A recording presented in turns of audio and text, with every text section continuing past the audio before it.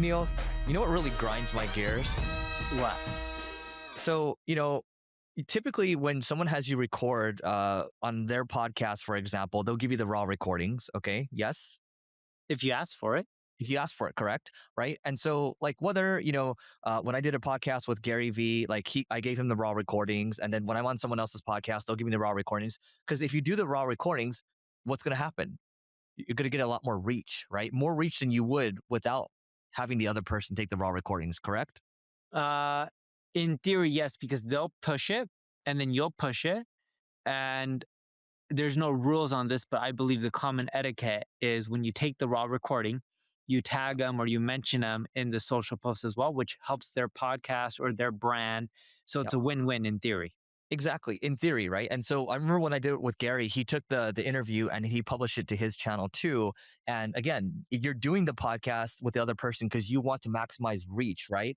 And when Neil talks about etiquette, it is kind of, at least in America, the etiquette is that you do that, right? And so recently I did a podcast with someone. It was a very high quality studio. And then I asked her afterwards, hey, could I get the recordings? She said yes.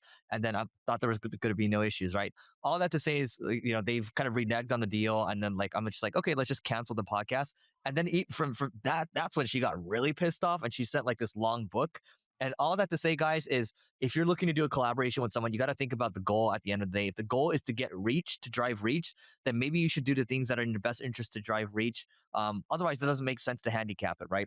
So all that to say is that's what really was grinding my gears before I started the podcast. And I'm like waving this chomps around right now because it was really grinding my gears. So anyway, wanted to start off with that. Neil and I just came back from speaking at an event. Let's go back to that, okay? Okay. So you recorded the podcast. Did you tell this person beforehand that you wanted the raw recordings? I told her right after we recorded. I didn't say before. That's fine. I think it's common for if you ask, you receive. Did she say no? No, she said yes. Okay, but when you emailed asking, did she say no? In the email, it also said she agreed. But you didn't get it. So why cancel it?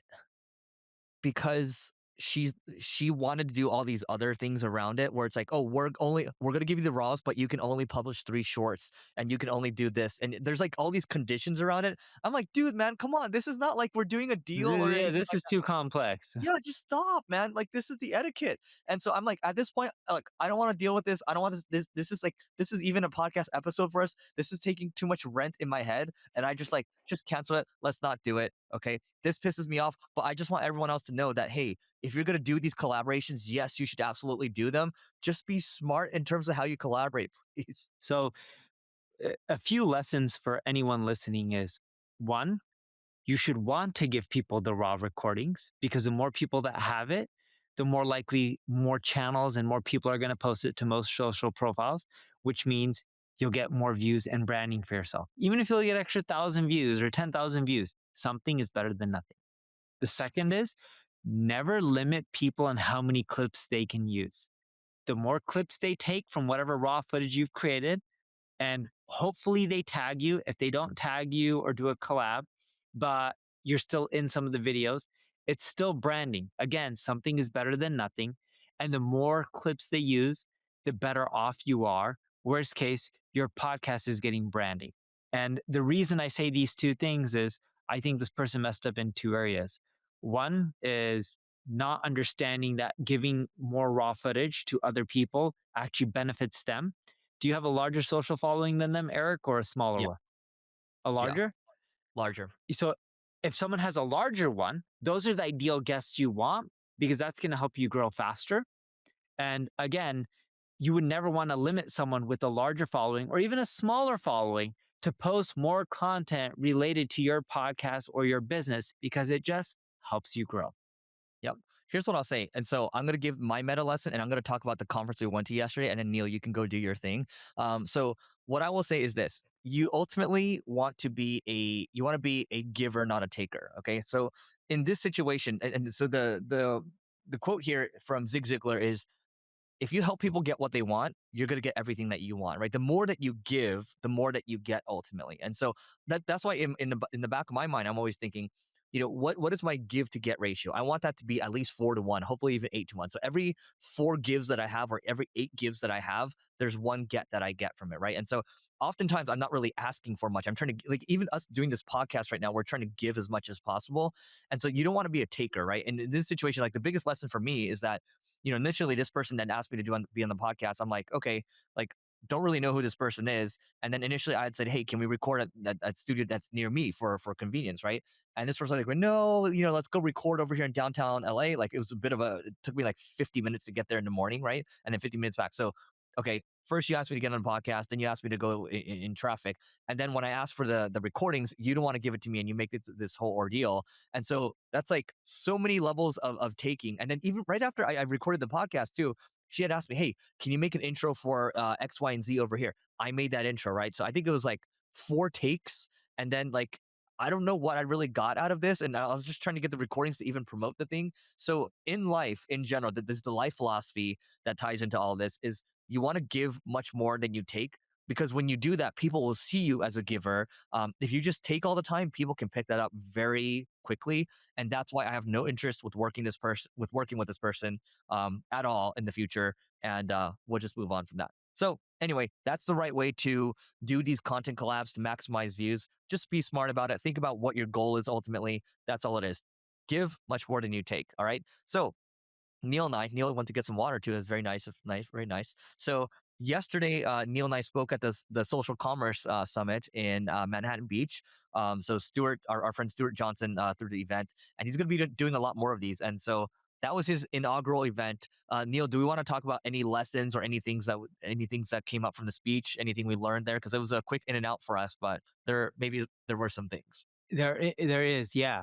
But first off, before we get into lessons, I had a question for you. Did the QR code work well for you at the end? I don't know. Let me check right now. Did it work for you? I have no idea, but I've been doing QR codes for years. I don't know when you started doing them, but it's been an amazing strategy for us to collect leads. So I'll say this. When I did the one at HubSpot last year, oh, I see the bump. Okay, let me tell you. Okay, so I got 65 subscriptions yesterday. So, and in the audience, maybe how many people do you think were in the audience? Because it was like a late night session. We did like 6 to 8 p.m. or so. How many people do you think were in the session yesterday? I have no idea. You I got would say lucky there. maybe like 100 and something. So Neil and I were speaking, right? But then there's only like one kind of main screen, and so I was standing in the middle the whole time. And so when I went up to my QR code, so Neil went right after me, right? I was like, okay, guys, scan the QR code. But then someone, like, I didn't realize I was blocking it, and then someone was like, hey, you need to get out of the way. So I had to squat. But then you got the learnings from that, so you probably got more opt-ins. But yeah, 65 opt-ins, which is pretty good from a session. Yeah, no. Well, once you started ducking, people started scanning again. Yeah.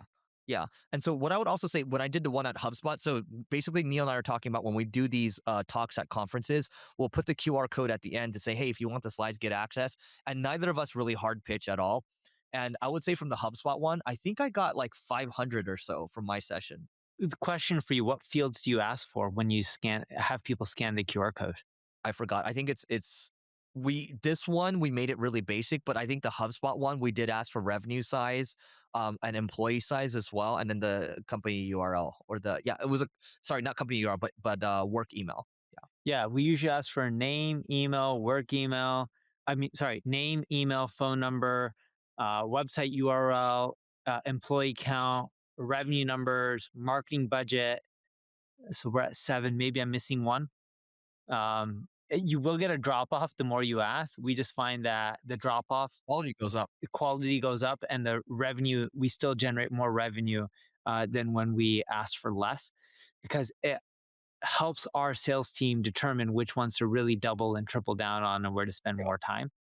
And the reason I make this point is you have to remember, yes, a lead costs money, whether it's your time or you're going to a conference or you're paying to speak or you're getting paid to speak, but time is money. Or if you're spending money on ads to get a lead. But people forget that when you have a sales team, it costs you money as well. Sure, you're paying for their salary, but if they're spending time on leads that are irrelevant and are never going to close or that aren't a good fit, you just wasted money as well. So you had to keep that in mind. But I would say the there wasn't really any big learnings for me.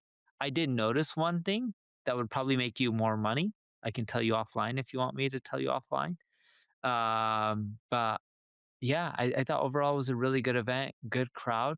What I do wish some conferences would do, and this conference was great. I think it was called Social Commerce. Social commerce summit. Yeah. Is they put the screen above you. I hate when the screen is behind me because then I have to move back and forth to make sure people can end up seeing everything. And yeah, I did notice that because Eric went first and Hmm. he was blocking a lot of his slides, not intentionally. There was just no choice because if you're standing on stage and the slides are behind you and the monitor is Yeah. behind you, you have to keep shifting back and forth. Yeah. Uh, and because he went first, I don't think he knew or realized. And I kept walking back and forth to make sure that no matter where people were sitting in the room, they could see the data. You got the learnings from the evening. So from me Yeah. going first, you got the learn. Yeah, I'm like, dude, I got the guinea pig. You got the guinea pig off of me because you knew to get away from the QR code and then not to stand in the way. But that's the annoying thing too. When you're speaking at a conference, you don't want to be the one that's moving around all the time because you're gonna get people to move their heads like this all the time. So that's why I tried to usually just stand in one place, but that wasn't ideal for yesterday. I will say though, I think Stuart and the conference organizers they did a great job, especially Yeah. it being an inaugural event. I think there's something to be said that in 120 days he put this together 700 people applied, and I think that's a good way to put together an inaugural event. He had some amazing people there. I was spending time with the president of IM8, which is the David Beckham brand yesterday. So I spent like I probably talked to him for like 30 minutes, an hour or so. Danny, if you're listening to this podcast, Danny's the founder. Had a great conversation with David. It was cool. So yeah, you do meet interesting people, and then some people you're gonna find time to spend you're going to be able to go deeper on, and those are the ones that actually you should follow up with afterwards. One thing we did say, Neil, is one thing that AI is not going to take away is community, and I think having that type of community, you're able to network with other people, make friends, and maybe start your own groups and hang out with these people more, because it's very hard to find your own community, but nobody's ever like once you have your community, your relationships, AI is not going to be able to take that away. Yeah. And some quick stats. We generated 5 book calls from the event. So Wow. 68 QR code scans of people filling out the form fields. I think we have like 7 or 8 fields, is somewhere around there. And out of the 68 5 book to call, we only show the call booking to a qualified lead or a lead that we think is qualified. So my guess is if we had 60 eight, or you had 5 out of there, roughly 40% of qualified leads book it. So we had somewhere around 12 and a half, 13, or let's call it 12 to 13, usually based on our existing numbers, 12 to 13 companies that are qualified of those 5 book to call. Yeah. So Neil, my numbers are we had 4 people book a call. And one of these was a very large company. I'll just leave it at that. Um, in Asia. And basically 4 out of 65. So 6% were qualified that booked the call. So Yeah. So we're very sharing those similar numbers with you guys. numbers. Yeah, very similar, but my offer is kind of different now, Neil. It's more on the implementation side on the AI piece. So it's interesting because yours is still it's still Neil's slides, just so everyone knows, was very data focused on e-commerce, and I think he did a great job. And then mine was more focused on kind of theory around more so AI implementation and AI change management. So different, but both help business. So Yeah. But I think you can clean up if you just made one small tweak to your tell presentation. tell tell the audience, go do it. Okay. So Eric has a great presentation. You Sadly, I don't. watched it? Yeah, I was there in the audience. I was sitting in the back. Oh, very nice. I was watching your I was the guy that, you know what's funny? I was the guy that said 0 in your very first I question. know that. So, um, okay. So Eric's presentation. Do you want to give a context of your presentation and what it is, and then Yeah. I'll tell you what I would tweak. Yeah. So the context is, a lot of people right now, like Shopify, as an example, they're talking about how they have this river that lives in their Slack, right? That's kind of an ambient agent that people can ask questions to, and they get things done a lot faster. Jack Dorsey from Block likes to talk about the world brain. We call ours single brain, and the whole concept is that you have all your data connectors tied into your Microsoft Teams or Slack, and your team can just speed up things a lot faster in terms of getting the data that they need. Excuse me, and then they can execute a lot faster. So that's kind of the premise of this unified brain, single brain thing. Okay. And then within there, I'm assuming Eric, he teaches how to end up doing it, right? He talks about quite a bit of theory, but Yep. he breaks down some of the ways that you can end up doing this, and other cool ways you can use AI. Like I know you gave an ad creative example as well. Um, the presentation is great. The design is great. I'm assuming you use AI to design it. You know what's funny? It was I did the initial AI design using Claude Design, and then I handed it off to a designer, and she didn't like using the Claude Design piece, but it ended up becoming what it became, and I thought the output was pretty good. I thought the output was great. I had no real feedback on your design quality other than it was good. I think your stuff is ahead of its time. And what I mean by that is it's really good. Companies should be doing it. They're just not adapting as fast as you are. I'm assuming you would agree with this. Hence, you have the I single agree with that. brain division. So, single brain is a spinoff of single grain. Call it a sister company or a subdivision of single grain, where Eric's marketing agency now helps with AI implementation. When you're giving all the examples and theories, I would have a slide right then and there that breaks down how it was implemented in a company and the results. Mm, And if you did yeah, it for every section, yeah. I understand that some of it still will go above certain people's heads, right? Some people will get it, some people won't. But if you had a case study for every section showing the real results for different industries, so if it's e-com, focus on the e-com, you get what I mean. If it's a SaaS event, focus on the SaaS case studies. I kid you not, your book calls would just go through the roof. And the reason being is people want it. They look at it as pie in the sky, like, oh, this is hard. We'll eventually get to it. Or maybe technology will make it easier. And Eric uses the example, which is spot on. He's not a developer, yet as a marketer, he's using AI and look at the results. But if you show the revenue or the conversion lift or the traffic lift or the lead lift or tangible versions for each step, hey, this is what we did with ad creatives and look at the results of before and after with our ROAS.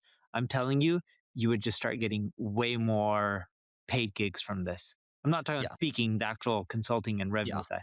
We should talk about that for a second. But let me react to that. So Neil's absolutely right. The more case studies you have, the better. The challenge right now, Neil, is all these people are in pilot, and they are saying amazing things, but we need to wait a little longer because keep in mind we've only been doing this for like 2-3 months or so, and then the pilots just started like a month ago. But the early reactions have been really good, and so what Neil said is important. Like if you're going to speak or even do a webinar, for example, ideally you're layering in case studies as well because even if you layer in case studies, like the organizer Stuart was actually concerned that I was going to pitch heavy with my slides, which I don't think I did at all. No, you didn't pitch at all.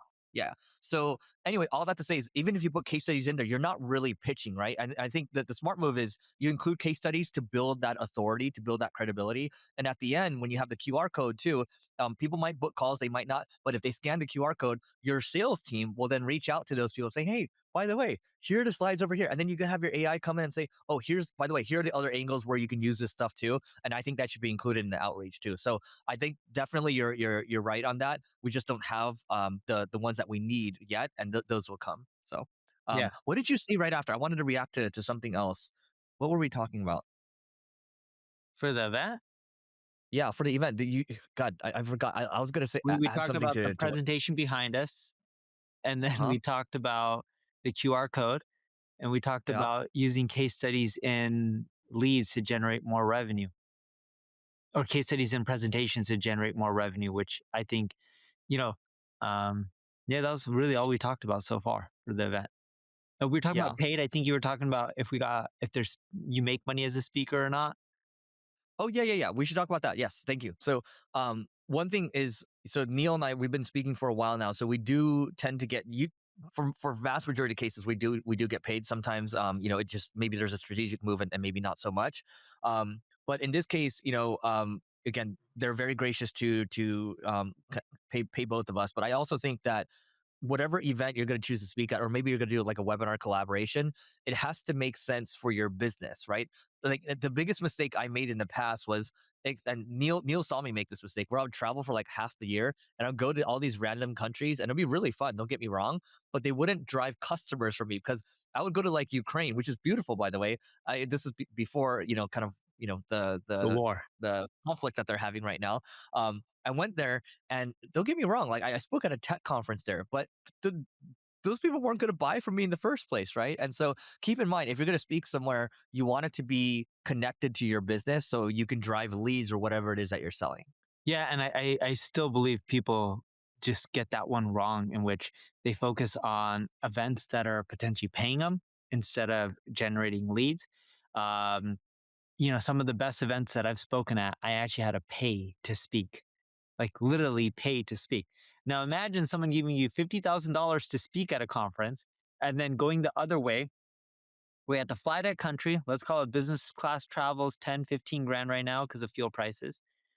And then you got to pay, call it another 25,000 to speak, plus hotels and miscellaneous in your team. Easily you spend $50,000. So imagine going from getting $50,000 plus all expenses being covered to paying $50,000 in total just to show up and speak at an event. And you know what? The ones I pay to speak at are the highest profitable events we've ever done.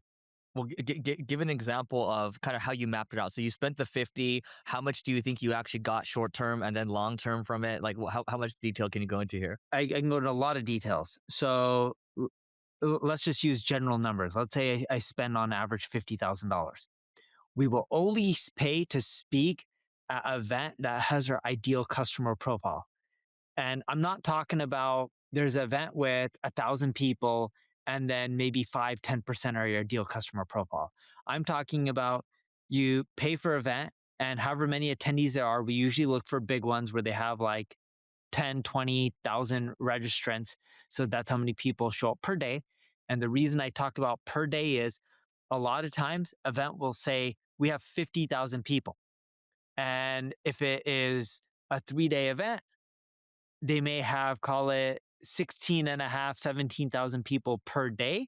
And to them, they look at that as a 50,000 event conference because they're taking the number of people per day and timesing that by 3. We look at how many total registrations you have. If an event has 20,000, of course, not everyone shows up, but the majority usually does by far. And we look for events that we're paying to speak at that have at least a few thousand or at least 1,000. And then we go from there. The second thing is ideal customer profile. We want at least 60 to 70% of the paid attendees or the attendees to be our ideal customer profile. We do understand there may be competitors or other people from other industries at the event or other service providers. But if you can get like 60, 70% of the attendees to be your ideal customer profile, you can usually get the numbers to pan out. The third thing is when we pay to speak, we want it to be a main stage. We don't want it to be an ancillary stage or anything like that. We find it not to do as well. We also don't pay for booths. We find that it's not as effective. The fourth thing is when we speak with just education, not pitching. And when you educate, we put a QR code at the end. We find that it helps collect enough leads if the talk track is good. And then your goal is to close revenue from it. Because we mainly pick events, or we only really pick events that are enterprise that we're paying for, our sales cycle is typically more than a year. For enterprise business, Eric knows this well. When you get a lead, you are only going to get a contract if they're in cycle to hire an agency, and then you have to go through procurement and all this kind of stuff. So in essence, when you're paying to speak, they may already be with a competitor. For us, it would be another agency. So you have to wait for them to be out of contract. And enterprise, typically their contracts are multi-year. So call it someone may have a 3-year contract. They're not just going to switch right away.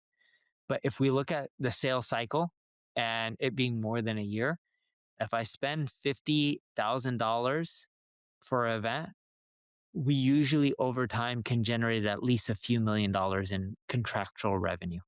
There you have it. So let's just say $1 million for round numbers. You spend 50 grand or so. We That's wouldn't do it for amazing. a million. We look for at least a minimum of 2 million.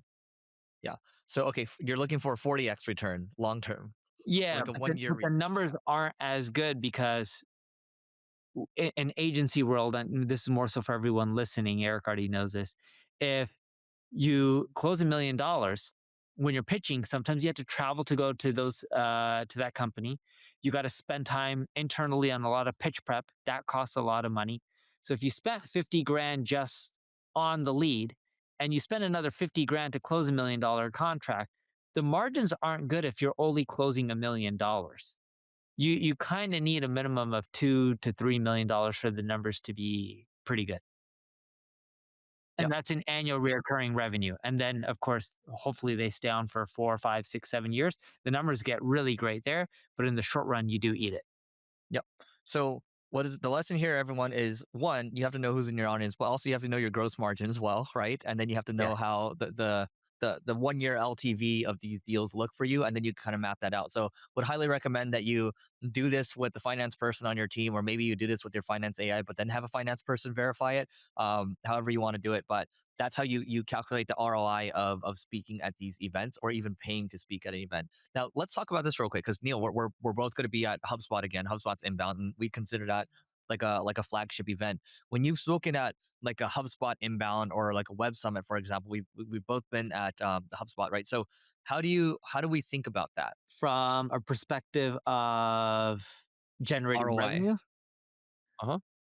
I think every type of conference is different. We do have an SMB division. I would say your main focus, maybe the classification is different. What we call SMB, maybe you call mid market, or no, Yeah. Yeah. right? So internally, I think we just use different terms, but you would say mid market, we say SMB. Yeah. That's fair. Let's just go with that. Yeah. And I would say HubSpot has more of those companies. And we look at it as a great place to speak for branding, right? And a lot of those people at those events switch around companies. A lot of them eventually go to larger companies. And if you did a good job speaking and they get to know you, eventually they will hire you then. That's how we see conferences like HubSpot. I'm not saying it's a bad event, it is a good event.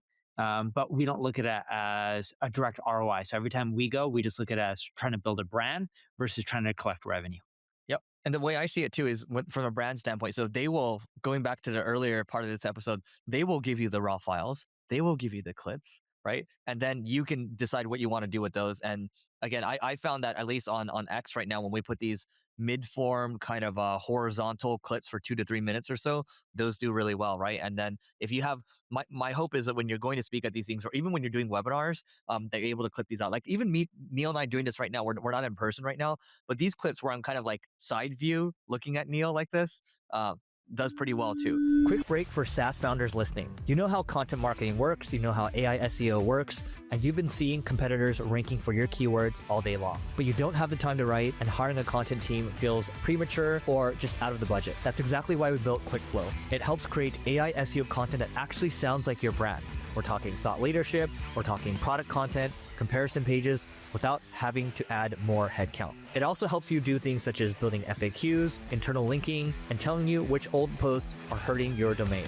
One user reported saving 90 hours per month, and that was a part-time employee. You can get a 14-day free trial at clickflow.com. Scale your content without scaling your team. Back to the show.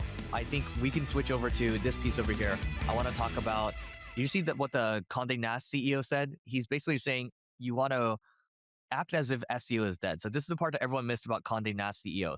He is saying that you want to act as if SEO is dead. So I'm going to share my screen right now so you all can see this and we can react to this, Neil. And then I'll go first on this reaction. So look at what he's saying. So this dude, Roger Lynch, who's the CEO of Conde Nast, I don't know if I'm pronouncing that correctly, has directed all the company's brands to operate as if search traffic to their properties will be zero. He says the era of turning search and social media traffic into profitable businesses is gone. We took a snapshot of search results from 7 or 8 years ago, and what you saw were a few sponsored links, then the 10 blue links. Do the same search today, you get an AI overview, then you get rows and rows and rows of commerce links, then you get the sponsored stuff. Each of the last 3 years, we would do our budgets and we put forecasts of search traffic declining because we see the pattern of algorithm changes. And generally, those algorithm changes were negative. Every year, our search traffic was down more than we had forecast. So last year, I told my teams, assume there's no search. You have to have your business plan as if search is zero. We don't expect it to be zero. We expect to be a single digit percentage of our traffic. So here's what I would say first, and then Neil, let's get your thoughts too.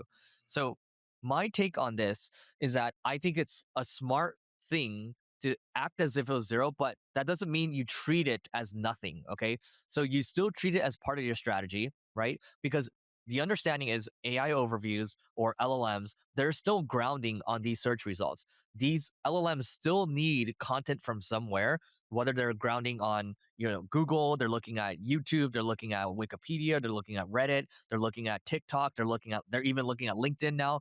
So you still want to have some type of strategy, but what I'm really looking at here is, Neil, maybe 10 years ago or so, 15 years ago, where companies bet their entire strategy on SEO. Those days are gone. Okay. So I think, oh, I thought you were saying something, but it's actually a car going by. So those days are gone. And I think you need to start thinking about the search everywhere strategy that we've been talking about for the last few years. But I think certainly treating, like having no expectations around search traffic, I think that's a helpful mindset to have. Yeah, this Conde Nast example that you're using, I just approved an outline for one of my next presentations, and it has that early on in my slide deck. Nice. And it breaks down how they try to look at it as single digit percentile. Um, One caveat I want to give you here is for everyone listening, Conde Nast is a publisher.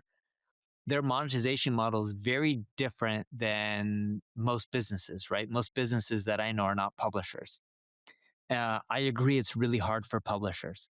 If you're in e-commerce, you're selling a service or a product or whatever it may be that's non-publishing, I think SEO traffic is still really valuable, but you don't need the views that a publisher does. A publisher typically makes money from ads, so they need the traffic to then go sell ad inventory, typically on a CPM basis. A company, you don't need the traffic, you need the sales. And what I mean by that is if someone does research on your company through a LLM or even Meta's AI or through an AI overview and they see your brand, but they don't click over right away, right? Because typically when people did research in the old search model, let's say there's 10 blue links, they may click on 5 or 6, decide what site they want to go with, and then they go back to the website. So they clicked on those 5, 6, then they go back to the one where they want to make the purchase. In today's world, if they don't click, but they understand about your brand and product and the reviews and the ratings and what others think, and they know they want to go with you, it's okay if you don't get all that traffic, but you should still be able to generate more sales, not the same amount, not less. You should be able to generate more sales with even less traffic.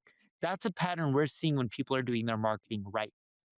So, in a non publisher world, you still need to rely on search traffic, whether it's from an LLM or traditional search engine, but more so, you need to make sure that your brand is visible and the sentiment and the context of what your brand or your products or services are stated is very positive compared to your competition. So that way you get the business. And you don't need to just measure traffic, you need to also measure visibility in this new world and sentiment. Yep. So what I would say, I mean, there's always been talk of the death of SEO. Okay. I think there's always been about adapting. We've said that for as long as this podcast has been going. It's just a matter of adapting. Because the game board is constantly changing right now. I'm gonna go to the other side of this, Neil. Let's go to the death of another channel over here. So this is regarding the death of email. Okay. So which is really interesting because email is like, I think when you look at the return on investment, what it's like 36 to 1, 40 to 1 or something like that. So 𝗔𝗕𝗢𝗨𝗧, who's a popular venture capitalist, so he says nobody will open Gmail 5 times a day in 5 years. The average knowledge worker receives 121 emails a day. That's one every 4 minutes during work hours. The inbox is a conveyor belt that keeps accelerating. You open Gmail, you read, you decide, you respond one at a time. But the belt doesn't wait; it just moves faster. Okay, so obviously today the way we triage our email, Neil, is like we just kind of decide what to read, what not to read. And Neil actually has a, I think you're like an inbox zero freak. I just let it compound. And so I would just say this: you look at this chart over here. AI email architecture is this. You get 121 emails a day per person. You have the AI process over here. So skills and roles, on device models, workflow triggers. And then maybe the AI will process 115 and decide how to auto route it or draft responses and handle it for you. Then you have 6 that are high priority. And it's really every day, Neil, when you think about my email inbox or your email inbox, there's only a couple that really matter, or maybe it can go into like the tens or so. Um, 10s, 20s, 30s, maybe a little more than that. But you're not necessarily processing 121 important emails a day, right? And so that's what's interesting to me because email marketing has been so huge. And now that you have the AI kind of processing here, how do you make sure that whatever you're sending is ultra important, where you can get past the AI processing? Because that's what it really comes down to from a marketing standpoint. What do you think? Yeah, I don't see emails being dead. I think they're really valuable, but I do agree in which you may only get like 10, 20, 30 emails max a day that are really important that you need to go through, assuming you're a larger organization. If you're getting 100 emails that you have to go through, that's super unproductive of A, your time, and B, that means your management and the other people in your organization aren't able to solve their own problems and they're bringing you into too many things and you probably need some personal change. Yeah, it means your team's not good enough. Yeah, like you shouldn't be on that many email threads. Um, but yeah, dude, on a daily basis, do you remember how I used to get over 1,000 emails a day? Like no joke, Yeah, over 1,000 emails a day because of the blog. Uh, Now I don't know how many I get. I know we have also filtered emails. So like speaking goes to Marina and not me. Support goes to a different email. So a lot of the emails are diverted. But to my inbox, I know I still get more than 100 a day. I do know I get less than 200 a day. It's somewhere within that band. Weekends are less than 100. That I know for sure. But if you're talking about just Monday through Friday, assuming no vacation, somewhere between 100 and 200. On a daily basis, there's not more than call it like 3 to 5 that I really need a handle that are super important. And yeah. there's probably another 10 or 15 that need responses, that I need to really check up on and stuff like that. Now, when I'm giving you this 100 to 200, I'm not including, getting, hey, hey, this is Amazon emailing you, check out this new sale or promo, or this is Legion Athletics, check out this protein powder for sale.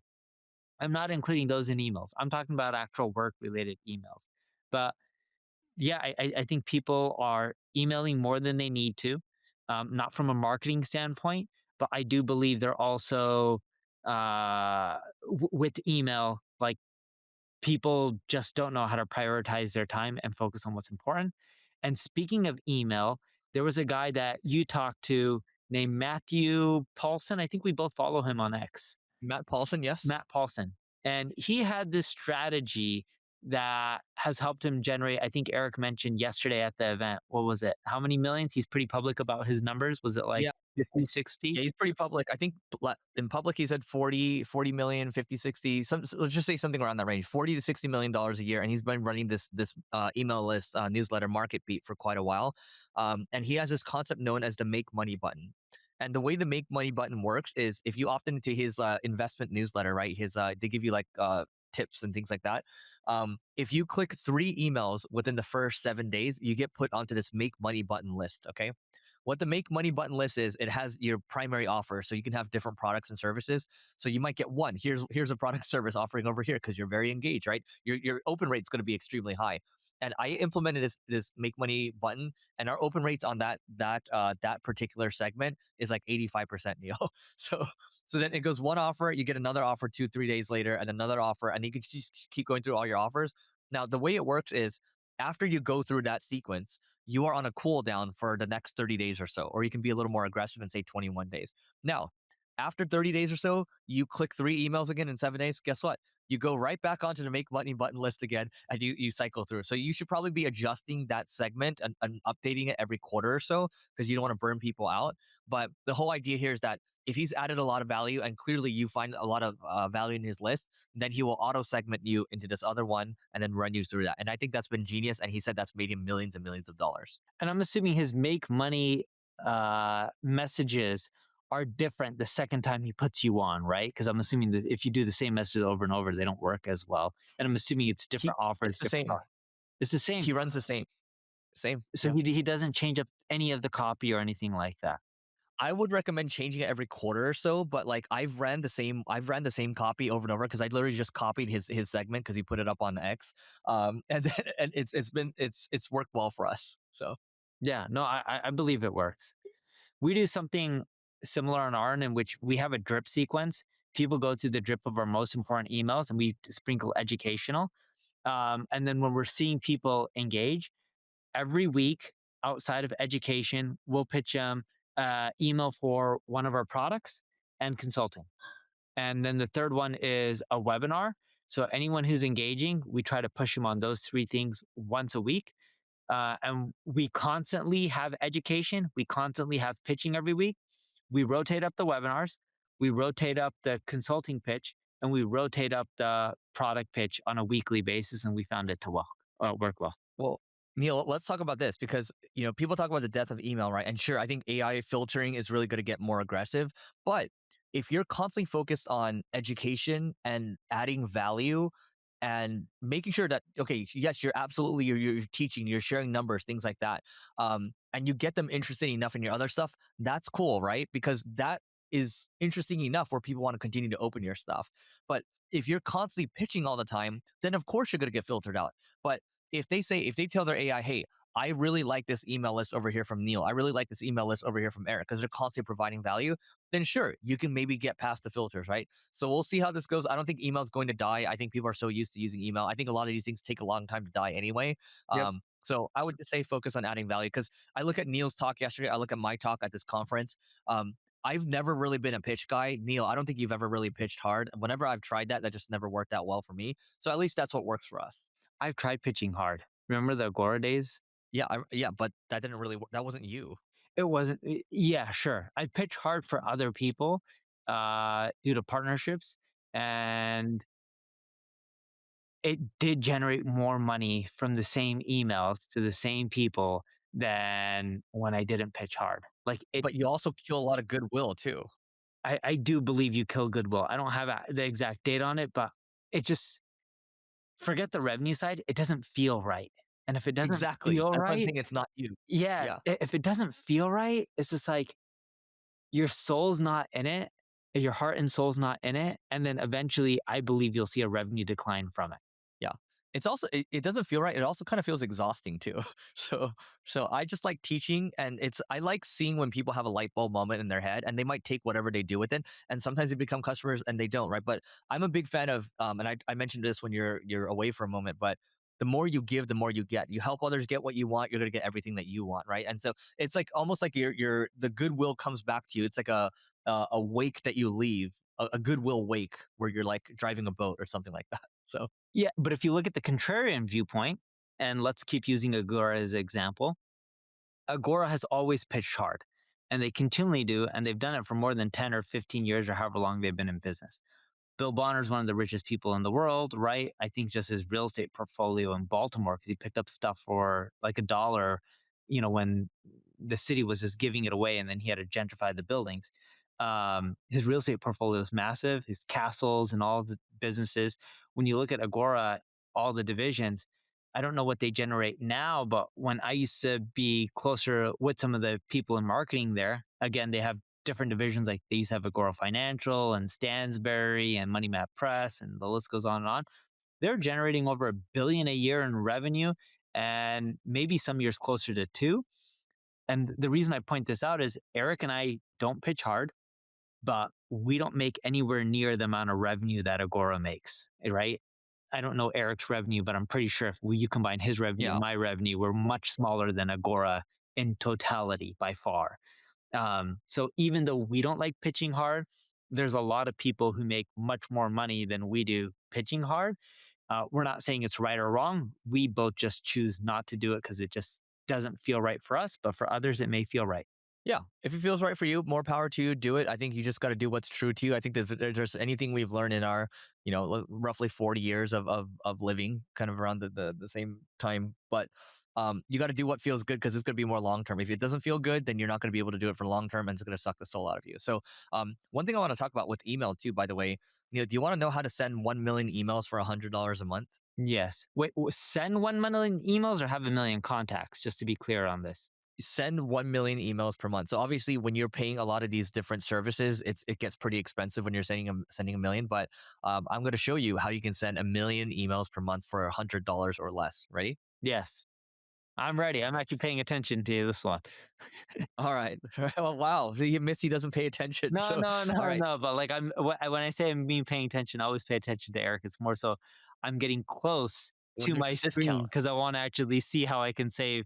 when there's a discount, Neil's in. All right. Yeah, So here's, 6 figures a year. here's how you can save. here's how you can send 1 million emails a month for $100. Okay, so if you're sending a million emails per month using Postmark, that's 1206 per month. Okay, $1,206. If you use Resend, it's $650 a month. Use SendGrid, $600 a month. Use Cloudflare, $354 a month. If you use Amazon SES, and I don't know what SES means, but it's $100 a month. So SES and Cloudflare are now the cheapest email providers, right? So he's basically saying, hey, look, so Amazon has this, Cloudflare just launches for $354 a month or so, but it's getting cheaper to send emails, which makes a lot of sense because AI does make things deflationary. So my viewpoint is I rather spend, I don't know how much I spend on email, but call it over 100,000 a year, substantially more than that. I'd rather spend 5, 6x this than to take the $100 option. You want to know why? Stability, reliability. No, I bet you Amazon is very stable. The problem with email is all about deliverability. It's actually very hard to get your email into someone's inbox. So what I do is I look for email providers that have shared IP addresses, and they let me pick which neighborhood I'm going to be on. So think about who the other parties are that are sending emails. Would you agree, as marketers, we're probably more aggressive than most businesses, even though we just had a discussion how we don't pitch hard? Yeah. Okay, I agree with you on that too. So what I do is I look for shared IP with people who don't send hard emails at all, and they try to just send educational and they barely pitch anything. Because then when I pitch and I'm harder, Not as my bad. deliverability Yeah. is still great because the other people on my block or my IP address are much cleaner than I am. I pay extra Yeah. for that, by the way. Like I look for that in any email provider that I use. I think that's a great tactic to use. I would also say this, Neil. I mean, look, levels here is when you think about Cloudflare, they should be, and Amazon, there should be pretty good deliverability. He's like, look, it's all the same, but obviously you have to do your own research here. And then you have other people like Nick Gray. Cloudflare deliverability should be right, very good in S tier. So look, Syed, our friend Syed here, came in. I think Syed launched something over here. Oh, we should talk about this. So for transactional email, if you guys are interested in trying out SendLayer, I can probably give you a better hookup rate for bulk email. And we are not a reseller of either of those. Oh, that's interesting, right? So I don't even know what SendLayer is. I know. Oh, yeah, yeah. Look at this. Reliable email deliverability made easy. I Look bet at you that. he's an investor. Is he an investor in it through his ventures? It's probably in his portfolio. It's Yeah. probably in his portfolio. But I think it's look, that is a big thing. And I do think it's worth, like, if you're listening to this right now and you're starting out, it's probably worth checking out Cloudflare and Amazon.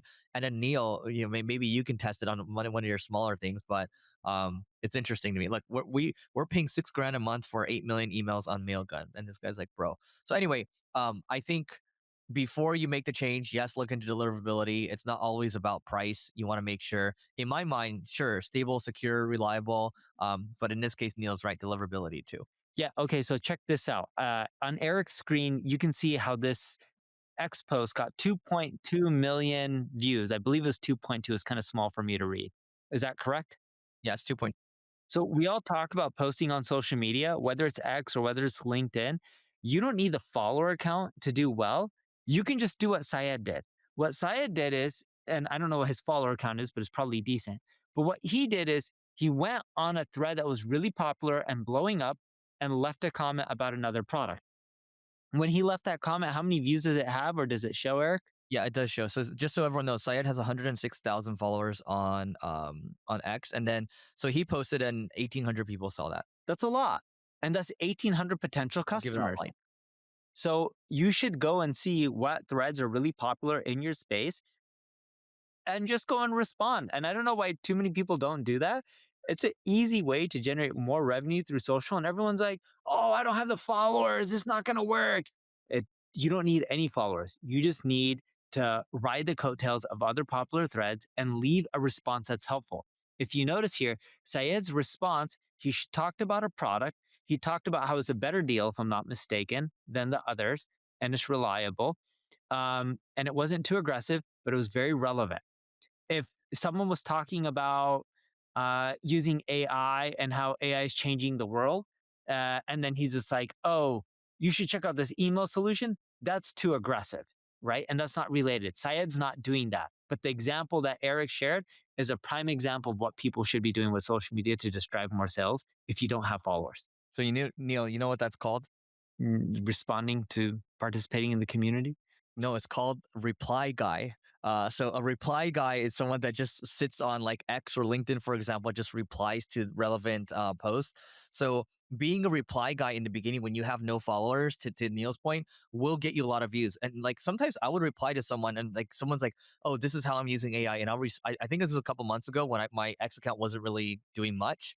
I responded, and in my whenever I replied to someone, I would get like 40,000, 50,000, 70,000 views or so. But whenever I posted something from scratch, and like this is months ago, I would barely crack like 500 views or so. Now it's a different story because I think the algorithm's moving in my favor. And now when I post, but like I had to be that reply guy initially, and then I had to be a lot more consistent, and then you start to get the reach. And the other thing I'll say too is you don't necessarily need a lot of followers for a lot of views today because the way X works or the way like a TikTok or Instagram Reels or Facebook Reels, they just they they call it, it's not just social media anymore, right? We call it it's more based on the interest graph, right?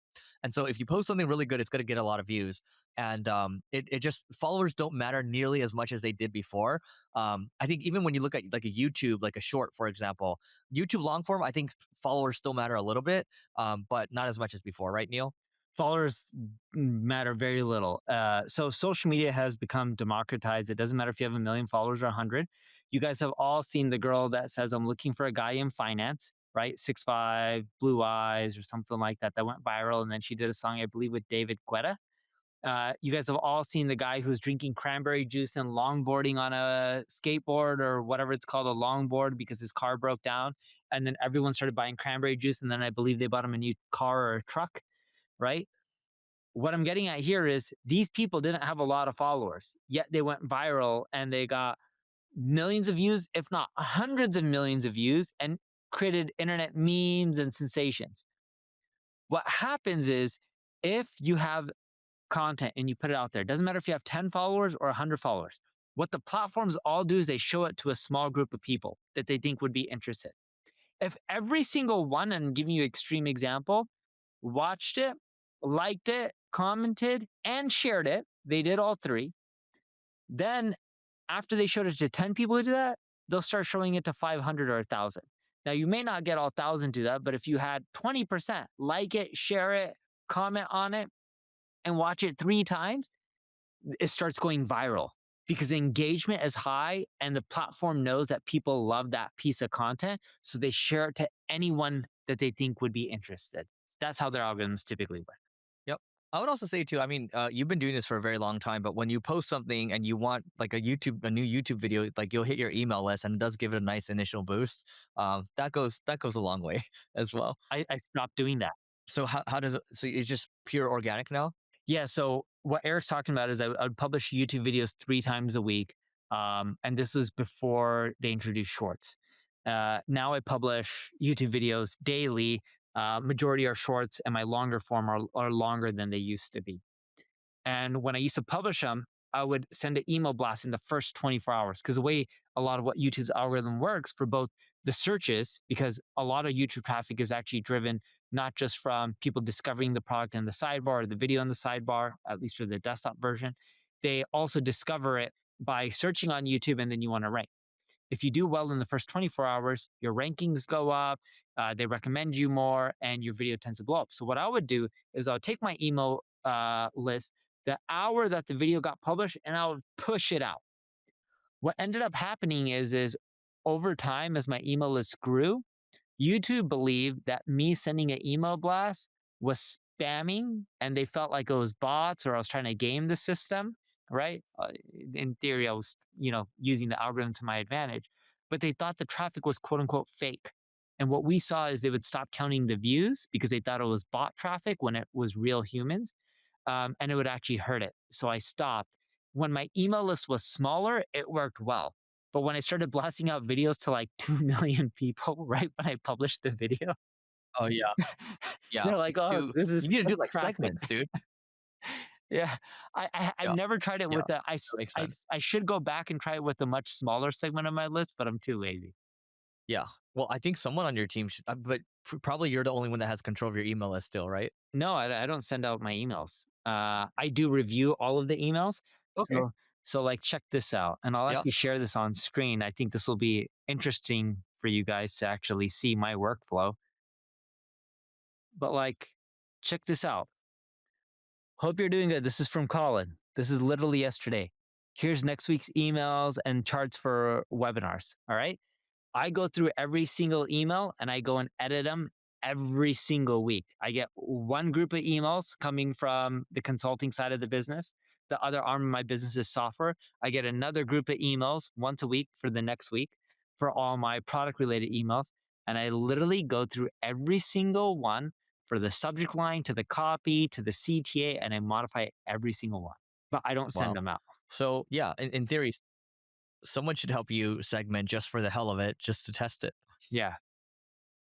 Yeah, you're right. I should do it. Yeah. Real quick, if acquiring customers has been a struggle for you and you are trying to figure out how AEO works, answer engine optimization, or the new version of SEO, how paid works, how all this AI stuff is going to play into your customer acquisition strategy, then check out my ad agency, Single Grain. It's singlegrain.com. And if it looks like it's a good fit, we'll help you with a free marketing plan. So again, go to singlegrain.com and we'll see you on the other side. Okay. So I want to talk about this. So because we're talking about X right now, and I found this really interesting. So the part that everyone misses about the measure of an X account can be determined by what it opens for you in terms of real life, in terms of the doors that it opens, right? So let me share this with you, and really we can talk about how this applies beyond X as well. So 𝗔𝗕𝗢𝗧, who's the head of product at X, which ironically, you know what's funny? Elon gave him this job to be head of product at X because he's so good at X, because he was so good at posting before, right? So he still is. So the value of an X account can be measured by what doors it opens for you in real life. So you look at this,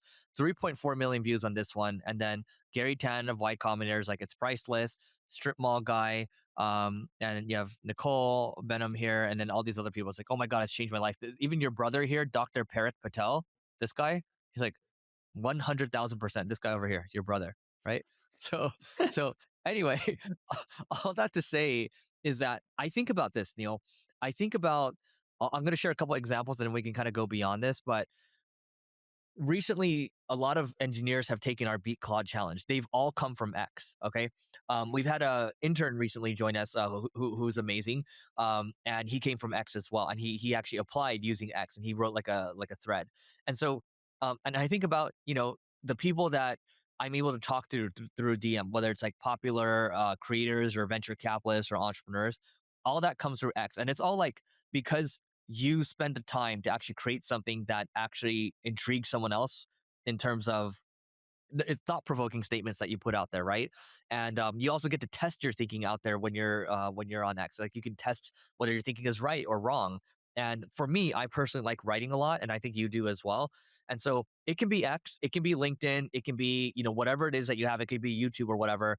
But I do think for me, the way X is able to kind of expand your reach to the right people at the right time and really smart people hanging out, I think it has been immeasurable. So let's talk about X, and we can talk about how this kind of applies for everything in social. Well, first off, did you try pushing it to LinkedIn? And is it mainly X driving the results for your Beat Claude challenge, or you just mainly pushed it on X? we I've pushed it to LinkedIn as well. The funny thing is LinkedIn, you have to get in its the algorithm's favor. I'm not in favor with that algorithm right now. And so whatever I push to LinkedIn, it gets like 5 or 10 likes. But whatever I push on my X account can go up to like hundreds of thousands of views. Got it. Well, yeah, that makes sense on why you're getting more applicants from X. You know what's funny though? I when I spoke to Alex Lieberman of Morning Brew, and now he has that AI consulting firm 10x. So he says that X is really good for engineers, hiring engineers, which is exactly what happened for me, right? But LinkedIn drives a good amount of like a lot of pipeline. I'll just leave it at that, kind of broad, which makes a lot of sense. But like obviously he's in favor with the LinkedIn algorithm right now. So how's your LinkedIn doing right now, by the way? I haven't checked either, but I do know LinkedIn drives because I get reports from my team every single month. LinkedIn drives a lot more leads than X does by far from what we're able to track. And we get a good amount of views on both. Do you have a rough idea of how much more, like a multiple? On LinkedIn over X, Yeah. it's not that much more. I get a report on that on a monthly basis too. It's not like 10 times more or anything like that. But the lead count from X, I mean, from that's a view count, right? But from a lead count perspective, it's more than 50x on LinkedIn over X. Wow.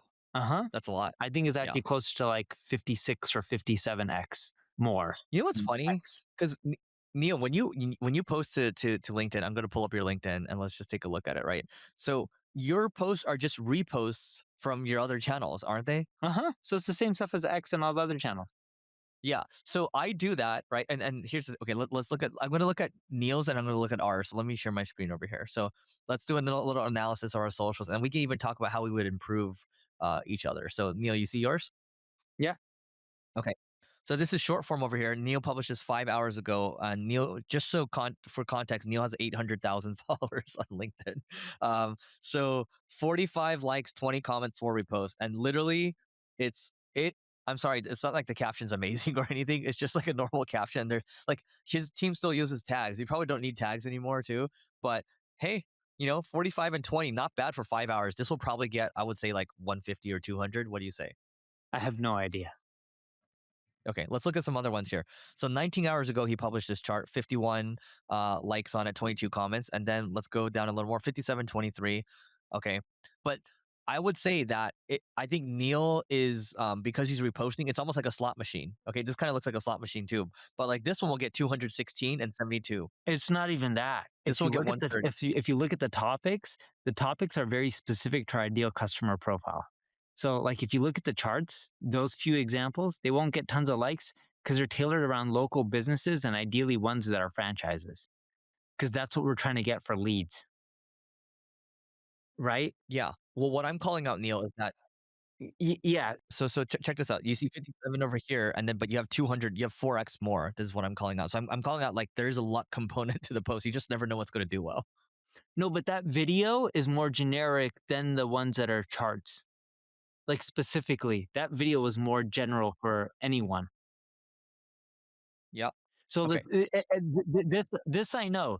Those charts that are very specific, that are industry related, drive more revenue than the stuff that gets like 5, 10 times more likes. Oh, this is a YouTube video. That's why. Correct. It's more generic. The charts are for a webinar that is specifically around franchises. Yep. Okay. So let's continue. I want to look at more over here. So this is more about AI overviews, right? How to show it more. Okay. And that's commercial terms. That's not just and the reason I'm cutting you off here is I want everyone to understand like if you look at that, how often are ads showing up in AI overviews for commercial terms, right? This would be e-com, people selling services. So I'm trying to target people who are specifically my ideal customer. This is more e-com Yeah. than general. And what we found is when we get very specific, like the other ones were like franchises and multi-unit location local businesses, we generate way less likes, but we generate substantially more revenue than something that gets 1,000 likes. Yeah, so let me just simplify this for everyone. So really what Neil's saying is, okay, some of the content might be wider TAM. Okay, you have Sam Altman in there, you have Elon Musk in there, and some of it might be a smaller TAM, but they have more money and it's in his ICP. That's what he's targeting. And so the engagement might be lower for like commercial terms or things like that. We're talking about small business franchises, right? So by the way, like I'm looking through this, I'm sure you have one. I'm gonna look for one that just really took off. 184, 75, 179 or so. Um, I think if there's anything to call out, it doesn't hurt you to repost these things. And I think you're posting what, like 3 times a day or something like that? Is No, that what it is? two times. Well, we're about to kick it up to Oh, three look at this one. times. This is a YouTube video that Neil published. This one got 500 likes on it. Okay, so he tracked which brands show up in ChatGPT. Obviously, this is a wider audience, and this is like a breakdown of how ChatGPT is showing up in search, I think, or citations. So anyway, all that to say, I'm just gonna look at today and the last 24 hours. So 5 hours ago, you posted one. Okay, 19 hours ago, you posted one. 22. So in a 24-hour period, you posted 3. That's what it is. Yeah, but if you just break it down, we just post 2 times a day. We post morning and Okay. afternoon. And by the way, like I wouldn't even when people say, "Oh, like you should make sure that maybe you're only posting 3 times a week for the LinkedIn algorithm because they don't like you posting that much." I don't know, man, because you're posting twice a day. So But what we found is if I post more wide audience stuff, and I know Eric used the TAM. TAM stands for total addressable market, but it can be interpreted in a few different ways. There's TAM like more population. Okay. We don't focus on what appeals to to a bigger number of people. We focus on TAM that is more dollar oriented. So we optimize for what will drive the most revenue. Because if you look at, let's say, franchise businesses that need marketing, there's not as many businesses out there that are actually franchises. I'm not talking about a Domino's, like one actual Domino's. I'm talking about Domino's, the parent company, right? That's who we would be targeting. Or Everbowl, the acai bowl company that our mutual friend owns. And when you post content like that, we do not get the amount of views compared to the more generic stuff that's quote unquote more beginnerish marketing. But what we find is it drives a lot more revenue. yeah. This is funny because we do get leads from LinkedIn, but you you look at what we're posting here. It's like it's a lot of the shorts, right, that are kind of repurposed from this podcast. You might get six likes on this one, 76 impressions, 6 likes on this one over here, 4 likes, 300 impressions or so, 182 impressions. But then when you click over to my X account, which is over here, it's like 22,000 views. Okay, this one we're live right now, and then some stuff, whatever, but like 1,500 views here, 9,000 views on this one, 5,000 views on this one, 800. So I have an easier time on an X, and some of the stuff will get like 100,000 plus views or so. But I just keep going, right? 10,000 over here, But 5,000 over here. look at the titles of this stuff that's getting the views. What are the titles? I can't read them. It's not specific. It's not specific to my audience, right? So this was like more general population. Anybody that's using AI, right? This is how I saved money on my token optimization. This one over here is smaller TAM over here, 3,400. Traditional SEO is dying, and I just kind of quote tweeted this, right? But I would just say Neil's right. You don't. What I think we're getting at here, and maybe what you're getting at, is more so you don't want to publish stuff just for the views, because if you get too focused on fixated on the views, it ends up becoming an audience capture thing where you want to focus more on that audience and trying to please everyone, right? But if you try to please everyone, it doesn't help you grow your business the best. Correct. And that's what I found because I used to optimize for the views and we used to get way more views. I get algorithms also change. So some of it could be that. But deliberately, we started getting more specific with our content and our webinars. We used to have webinars where 15,000 people would show up live, literally 15,000 people live. I'm not talking about registered. I'm talking about actually showing up during the hour we're doing the webinar. And what we found is when we had topics that were really broad like that, we generated very little qualified leads and that turned into very little customers. When we started doing webinars that had half, 1/3 of the people show up, but it was more specific, or even sometimes 1/5 of the people show up, so only a few thousand, what we found was we generated less leads, they were much more qualified, and we generated more customers, and the customers actually spent more money with us per customer, right? The average order value or whatever you want to call it, versus going very broad with our messaging. And so what data are you? I'm assuming, because this took you some time to switch. I don't know necessarily when you made the switch. Maybe like what, 3-4 years ago you made the switch. Like, what was the methodology, just so people can kind of copy what you did there? So when you get the views, what people don't talk about and it's hard to measure is there's some sort of brand value component to it. The more people see your face, your logo, your business, or hear about it, there is some value. Even if they're not your ideal customer right now, they may be your ideal customer later on. It could be that their business grows, or it could be that they move jobs, or they get rich somehow, or whatever it may be. So we weren't sure if going broad or going narrow would generate us more revenue in the long run, right?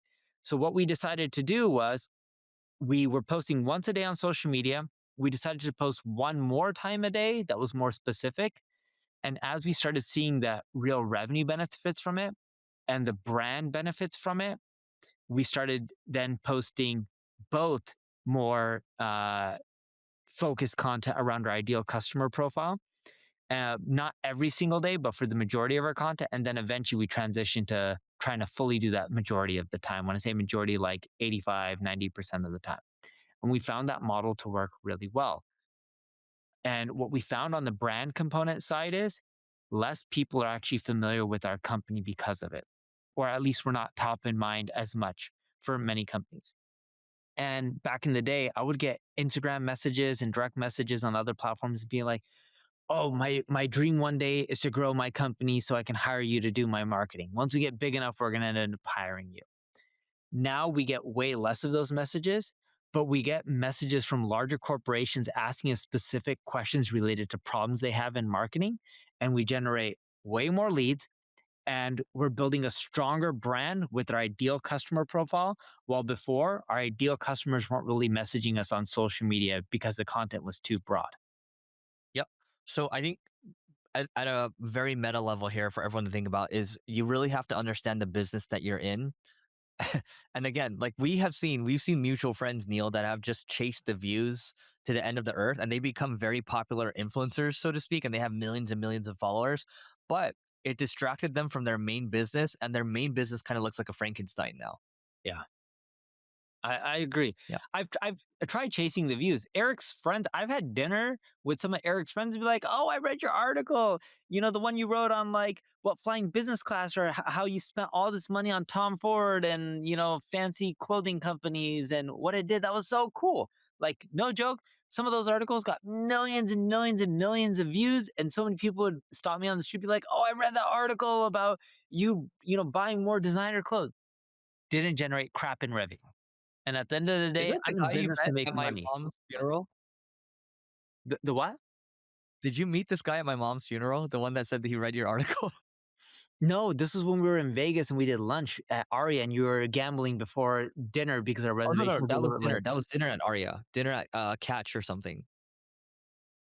I don't know where the Yeah. dinner was, but It yeah. was dinner with my high school friends. It was a bunch of girls, right? Yes. This is Yeah, yeah, yeah. years ago, like more than 10 It was years a long ago. time ago. It was like close to 10 years or over 10 years ago. Uh-huh. Um, anyway, so that aside, let's move on to the next thing. Neil, you'll like this one because I've been sending Neil these stock charts where these things are going parabolic. So I want to emphasize this is not financial advice. I'm going to show you a couple of things over here.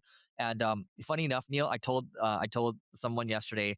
I showed him these stocks and he immediately told his wife to go buy them. I was like, hey, it's not on me, man. Okay, so I'm gonna I want to talk about how this AI stock is up 1,100%. There's another one that's up 5,000% year on year, and what this tells you about business and marketing. Okay, so there's a business and marketing lesson here. Let me go into it right now. So check out my screen. So this guy over here. All right, I'm going to share my window. So what is the smallest object, Neil, that if it stopped being made tomorrow would freeze the entire AI industry by Friday? Just give me a quick answer. Do you know what it is? Memory. No. It's a polished piece of indium phosphide, the size of a coaster, grown in a furnace over 2 weeks, made by exactly two companies in the world that are not Chinese. It's not a chip, it's not a GPU, it's not a model, okay? So check this out. It's this thing over here. You see this? So this Little thing is circle. extremely rare. Again, there's only yeah, it's a circle, right? So that's what Neil sees on the screen. So this guy over here has done a lot of research on indium phosphide. I think I'm pronouncing that right. But 2 years of pulling on the story brought me back to the same conclusion. The 2026 to 2030 AI build is gated by four physical constraints and almost nothing else. Okay. Number one is indium phosphide wafers, two credible non-Chinese suppliers in the world, which we just showed you. Advanced packaging, four companies on Earth that matter. Power, okay, industrial gas turbines sold out into 2030, three vendors at scale. And you have critical minerals. Chinese pause on gallium, germanium, and antimony. I don't know if I'm pronouncing that correct. Export controls expires November 27, 2026. So let me show you something, Neil. Do you see this? Yes, AXT Inc. Their stock chart is through the roof, and it is 8,484% growth in the past year, I believe it is. I could be wrong on this, but That's yeah, it's a last, 1 year that's chart. last year. No, I have it on 1 year. Check this out. Check this out, Neil. You see that? You see the different watch this. Wow. Right? So they are an indium phosphide maker, but they do have ties to China. You can see Beijing over here. But isn't this okay? Now I'm gonna show you one more. This is one of the Wait, other what's their ones, right? revenue? Is it grown like crazy? Let's go back to the other one. What's their revenue? Go to their more, scroll, yeah, and then scroll down, and then change it to annual. Let's go to financials. Okay, look at this. Change it to So 17 to 28, 23, 26 million in March. This is quarterly. We can switch to annual. there you go. So annual income statement here. There we go. So they've grown, but not that much. They're actually doing less revenue No, now. they've gone down. Yeah. 137, 141, 75, 99. Okay, I'm going to show you one more, Neil. This one's one of the American, or not American ones, but yeah, this is American actually. So based in San Jose, check this out. So last year they grew 1100%. This is Lumentum Holdings, okay? If we look at Max, it's a parabolic chart as well, okay? So if we click on them over here, right? Let's go ahead and click on financials. Let's look at this annualized. Look at this, Neil. So 1.74 billion in 2021, then 1.71 billion in 2022, 1.77 in 2023, 1.36. So they went down in 2024 significantly, then 1.65. So here's the thing. But investors are realizing this is majorly bottlenecked, and this is one of the core suppliers, and that's why these stocks. You look at the story. That's why the story is going up so much. Yeah, the story is causing it to go up. I would say just be careful financially with this stuff. So here's what I would say, and I want to tie it to business, and then maybe we'll have time for one more episode after this. But um, one, the story matters a lot. Okay, the story can help with your valuation, and that's why they're up like 5,000% or 1,200% or 8,000%, whatever it is in the last 12 months or so. Story matters quite a bit, but also when it comes to business, you have to think about the bottleneck. So Jeff Bezos used to have all of his management team read the book The Goal, um, and that entire book is talking about bottlenecks. Okay, you're always going to have bottlenecks in a company. One thing's going to be holding up, like one critical process could be holding you back, right? And so you always want to be stamping out the bottlenecks in your company, the bottlenecks in your marketing too. You know, what's stopping you from getting more leads? Okay, is it something around sales, for example? Is it something around your outbound, for example? Is it something around follow up? Is it something around speed to lead? So you always have to be stomping out bottlenecks in your marketing and your business. Otherwise, you're not going to be able to move the supply chain forward, right? In this case, if any of these bottlenecks get screwed over, then the AI supply chain is messed up, and that messes up everything for the world, right? And so I think this is a meta lesson in storytelling and also in bottlenecks. Yeah, and for the last episode of today, before we finish up, I wanted to talk about rebranding. Sometimes it's actually worth changing your name, and we'll use Eric as an example for this segment. And the one that many of you guys are familiar with is Intercom. So Intercom for a long time was known as that website chat, and people just message you from there. They wanted to create a new product, and they released it as Fin. The reason they did it is so they can have an AI first product. They don't have to deal with old legacy stuff. And it's actually worked really well for them. We've talked about it in past episodes how they've skyrocketed their growth and the revenue, and some of those numbers are public on X. Eric actually did something similar, and he has been for 6 months or so. Maybe my timing is a little bit off, Eric. His agency, Single Grain, is known for digital marketing consulting. Eric's been spending a lot of time on AI and wanted to get into quote unquote AI consulting. If he just redid the Single Grain website to be focused around I don't think it would have done well because the agency's been around for a long time, right? More than 10 years? Since 2009. All right. Yeah. So way more than that. So 2009, you're 17 years, 17 roughly. years, yeah. Yeah. And I took over in 2013. So I think if you ended up doing that with Single Grain, it would have been a harder sell, but you didn't. You ended up creating an offshoot or a new company called Single Brain that just purely focuses on AI implementation.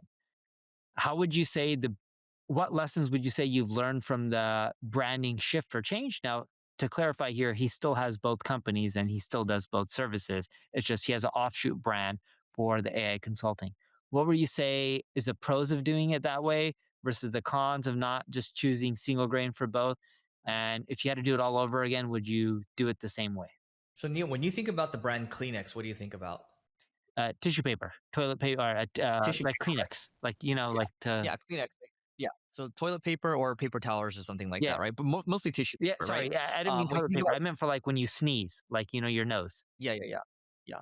or when you think about Nike, it's mostly shoes, right? And so Correct. when you think about MP Digital or single grain, MP Digital is marketing, single grain is marketing, right? And so the reason why I decided to do single brain is because single brain is a lot of to Neil's point, it is the AI implementation, a lot of the stuff that we're doing internally that people are asking for. And what I would say, Neil, is it becomes a lot clearer to people. When people come in for the singlebrain.com website, it's very clear on what they want. They want either AI strategy or AI implementation. And it's very easy to just focus the conversation on that. Now, when we tried to do it initially on the single grain side, it's like, okay, you want these marketing services. By the way, would you like some AI services too? It confuses the discovery call too much, right? So it's much easier to focus it on one thing. Like Kleenex, oh, you do tissues. Google, you do search engines. Okay, Nike, you do shoes, right? And so that exercise, like we tried it initially to kind of mix it up. You don't want to mix it up. You want to keep it focused. And if you're able to keep it focused, that makes it easier for people to buy because the more confusion you add, the tougher it is for people. The tougher it is for you to get a sale. Yes. And I think it is a good strategy. We did something similar. We bought a company called Yodel Mobile that's just known for app stuff. And we never changed the name to NP Digital. And when we acquired it, it started growing faster. And we had an internal discussion. I'm like, why? It's known specifically for this. They've been around, I think, almost 20 years or somewhere around there. And I'm like, leave it. It's growing Wow. faster. Don't mess something that's not broken. And especially when it's known for something very specific. So there you have it. Guys, hope you enjoyed this episode, and we'll catch you next week. We'll see you later.